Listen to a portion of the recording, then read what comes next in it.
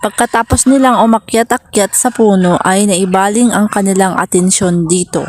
Nakakita sila ng damo na kakainin. Fresh na damo. Malayo na ang kanilang narating. Napunta na sila dito sa kambingan ng aking uncle.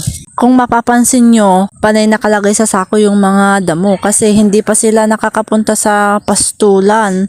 Dahil wala namang damo doon na marami at may mga tanim pang gulay. Baka yung gulay pa ang kainin nila kaysa doon sa damo. Balak na nga naming bilhan sila ng tali para hindi na sila nagpupunta sa malayo mamaya. Mapunta sa kapitbahay, ubusin pa yung mga tanim, di ba? Para iwas mahabol na rin ng aso, kailangan nakatali na para hindi na talaga sila nagpupunta dyan sa mga malayong lugar. Mamaya hinanap mo, wala na pala.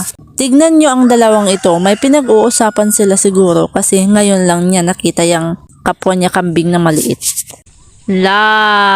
Namamasyal kayo tapos kumukuha kayo ng damo na hindi sa inyo.